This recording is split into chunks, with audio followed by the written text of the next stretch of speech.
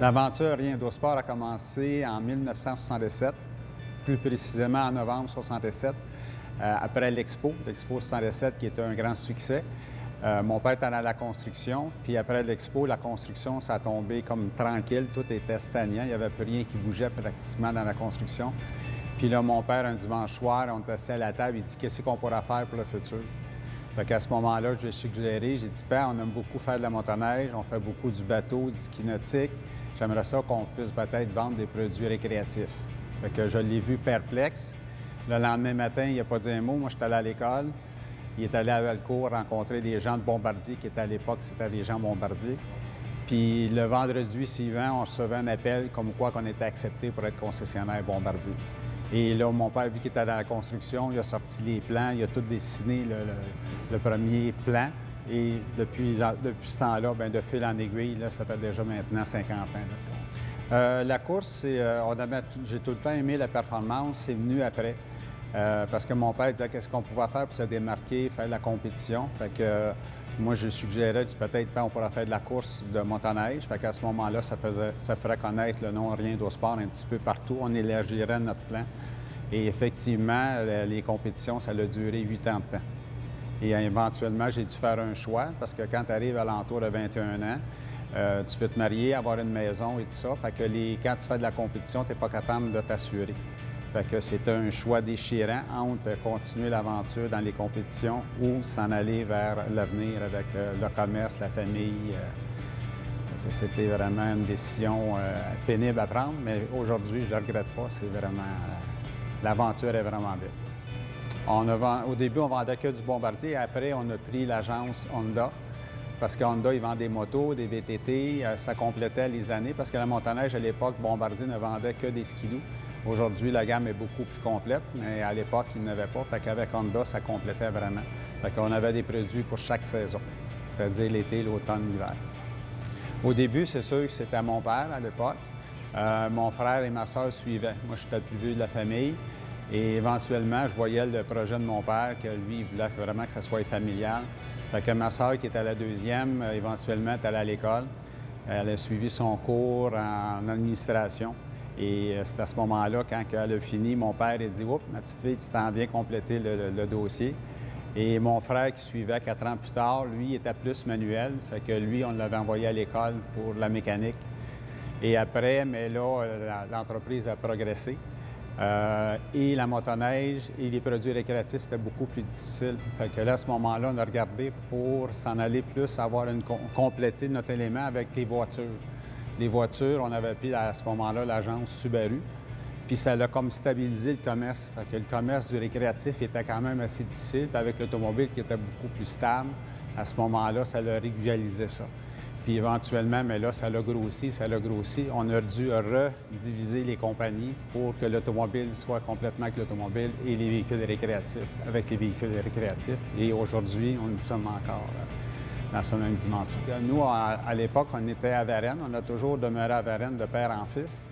Et là, on regardait depuis 5 ans, c'était assez stagnant, ça ne bougeait pas, le chiffre d'affaires était tout le temps égal. On s'est dit, qu'est-ce qu'on devrait faire pour améliorer? Soit qu'on reste ici et on est stable, ou on s'en va dans une autre dimension.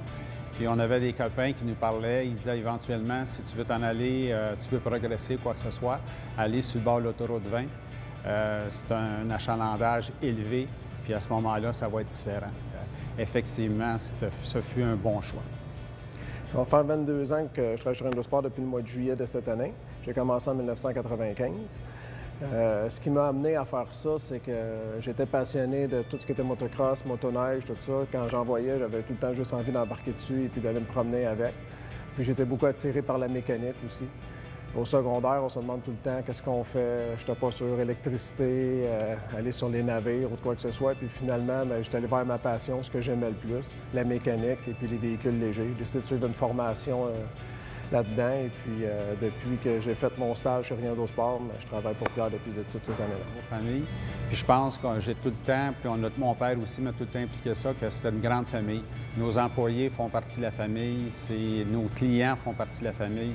Fait que notre force, c'était d'être plus familial puis donner le meilleur service possible à notre clientèle, que tout le monde soit satisfait. Mais moi, l'approche client, je pense que le plus important, c'est que le client soit respecté avant tout, que toutes ses préoccupations, toutes ses questions, tout ce qui n'est pas sûr, on a cherché l'information nécessaire pour lui répondre et lui donner la vraie chose et non des oui-dire ou des choses qu'on entend, mais vraiment ce qui est la vraie réponse à ces questions. Puis quand que les gens quittent de chez nous, on veut s'assurer, mais qu'ils sont contents, ont été heureux de ce qu'ils ont vécu comme expérience ici. Puis souvent, je dis, un bon service, c'est pas juste quand tout va bien qu'on sait si c'est correct, mais c'est quand ça va mal. Puis quand ça va mal, ces gens-là, mais veulent être pris en main, ils veulent qu'on s'occupe d'eux autres.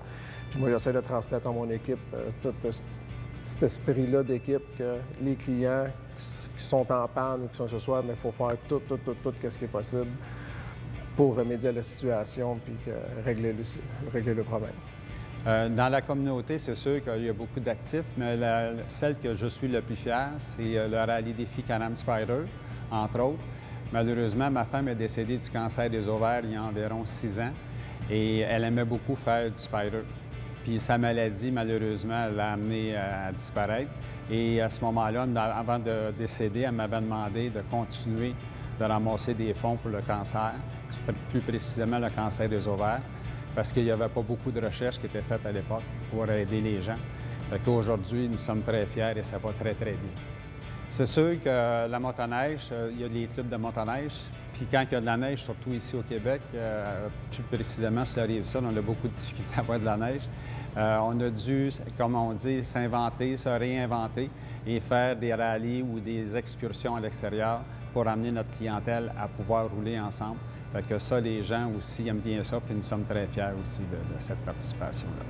Les projets d'avenir pour Riendo Sport, c'est sûr qu'après 50 ans, on sent qu'il va pouvoir se retirer éventuellement, mais j'aime tellement ça, je suis encore passionné, puis les gens qui sont alentour de moi sont tellement passionnés que je ne vois pas le jour que je vais pouvoir partir, mais effectivement, je commence là, à regarder soit une association ou ma fille ou des gens à s'impliquer pour pouvoir continuer éventuellement la relève de Riendo Sport, pour continuer encore peut-être 50 années si on peut. À tous les matins, j'ai envie de venir travailler. Je trouve que c'est un domaine tellement passionnant parce que ça évolue toujours. Il y a tout le temps des nouvelles technologies, il y a toujours des nouveaux modèles qui sortent. Fait qu'on a juste hâte de les apprendre, de les connaître, de les essayer. L'équipe a grandi tout le temps, l'équipe a grossi, fait que c'est tout le temps des défis, tout le temps des nouveaux à faire de l'apprentissage avec eux autres. Transmettre l'apprentissage, c'est quelque chose que j'aime beaucoup. Fait que moi, pour moi, après 22 ans, on dirait que c'est depuis hier que je travaille ici. J'aime autant ça qu'au début. Et puis, je pense que ça va continuer comme ça pour plusieurs années. Le rêve idéal de Riendo Sport, mais ça continue dans le même élément, c'est-à-dire que ce soit un élément familial, convivial, puis que les gens soient le plus satisfaits possible du produit, puis être fiers, puis être passionnés comme je l'ai été. Les prochaines années chez Riendo Sport, mais moi, je vois ça comme un grand défi. Riendo continue tout le temps d'évoluer. On essaie tout le temps de trouver des nouvelles stratégies, des nouvelles façons de faire pour toujours donner le meilleur service à nos clients et puis toujours augmenter l'expérience client pour qu'elle soit meilleure ici. Et puis, je vois ça comme un grand défi et puis j'attends à répondre à tout le temps les désirs des clients. 50 ans pour Riendo Sport, pour Pierre Riendo, c'est 50 ans de bonheur. Il n'y a pas une journée que je me suis ennuyé, ça a toujours été passionnant. Et je suis très fier de mes employés, je suis très fier de l'endroit où nous sommes. Et avec la participation de BRP, de plus en plus, ça devient familial, ça devient gros et c'est vraiment intéressant. C'est passionnant au maximum. Bien, pour moi, ça signifie beaucoup, mais en premier lieu, je pense à Pierre. Quand je pense aux 50 ans de Riendo Sport, mais je pense à Pierre. Je suis super fier et puis aussi, c'est une grande satisfaction, comme tu m'as demandé tantôt, d'avoir été 22 ans derrière eux pour se rendre jusque-là. Puis 50 ans, mais c'est la fête aussi, il faut le dire. Et puis je pense que dans notre 50e anniversaire, on va prendre le temps de le fêter. On va prendre le temps de remercier nos gens qui nous ont supportés pendant ces 50 années-là, toute la clientèle qu'on a eue. Et puis, je dis bonne fête à Riendo. En premier, j'aimerais remercier tous les employés de Riendo Sport. comme moi, il n'y a pas juste moi, il y en a plusieurs autres que ça fait longtemps qu'ils travaillent chez Riendo. Ça me fait penser à Isabelle Morin, à Jean Brière. On a des mécaniciens quand même, là, plusieurs, que ça fait plusieurs années qu'ils travaillent ici. Christian, Julien. Sans eux, on ne serait peut-être pas rendu jusque-là. Mais la clientèle, c'est sûr et certain que sans eux, comme j'ai dit tantôt, on est rien. Fait que toute la clientèle de Riendo Sport, je les apprécie beaucoup. Les remerciements, oui, je les dois tout simplement à tous nos employés, particulièrement, ils sont vraiment fantastiques. Tous nos amis, tous les gens qui sont impliqués et surtout notre clientèle qui est pour nous très, très, très importante. Merci.